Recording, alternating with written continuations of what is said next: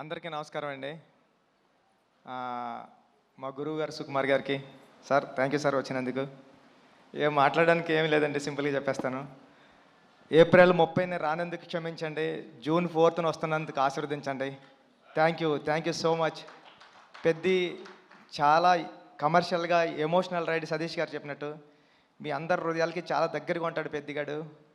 పెద్దిగాడిని హృదయంలో తీసేయడం అంత ఈజీ కాదు. థ్యాంక్ యూ అండి, thank you so much. June 4న నా ప్రేమనంతా చరణ్ సార్ మీద చూద్దరు, కానీ ఈ అవకాశం ఇచ్చిన చరణ్ సార్కి థ్యాంక్ యూ సో మచ్ అండి. Thank you sir. బుచ్చిబాబు గారు, మీరు చూడ్డానికి ఇంత సైలెంట్గా ఉంటారు, కానీ సెట్స్లో ఇంత మంచి యాక్టర్స్ని, ఇంత పెద్ద యాక్టర్స్ని పెట్టుకొని ఎలా డీల్ చేయగలుగుతున్నారు? ఎలా ఉంటారు? ఎలా మేనేజ్ చేయగలుగుతున్నారు? ఈ టెన్షన్ అండి, అంతే, ఇంకేముంటుంది, మామూలు చేసుకుంటాం. బేసిక్గా ఆన్ సెట్స్లో కూడా వర్క్ చేసేటప్పుడు ఇలానే ఉంటారా మీరు?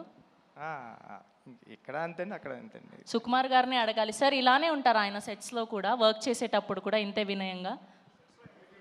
మైక్ మైక్ సార్ అలాగే చెప్పండి, ఇలాగ ఉంటానని. సెట్స్లో ఇంకా వినయంగా ఉంటాడు, కానీ విశ్వరూపం కూడా ఉంటుంది. బికాజ్ ఒక డైరెక్టర్కి అంత కమాండ్ ఉంటే కానీ చేయలేరు కదా. So there are two sides. So డైరెక్టర్గా ఉన్నప్పుడు విశ్వరూపం ఉంటుంది, మళ్ళీ షార్ట్ అయిపోతే ఇలాగే ఉంటాడు.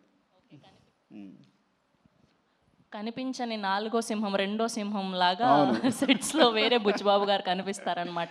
ఓకే, సో ఈ వేదికగా రామ్ చరణ్ గారి ఫ్యాన్స్కి ఏమైనా చెప్పాలి అనుకుంటున్నారా? చరణ్ సార్ని దీంట్లో పెద్ద క్యారెక్టర్లో చరణ్ సార్ని మర్చిపోవడం అంత ఈజీ కదండి.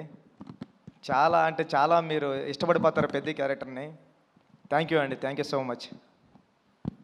ఓకే, మాటలంటే మాట్లాడలేరు, కానీ ఒక రెండు స్టెప్పులు అయితే వేయచ్చు కదా. అది ఈ జన్మలో కదండి, వచ్చే జన్మలో కూడా కుదరదు.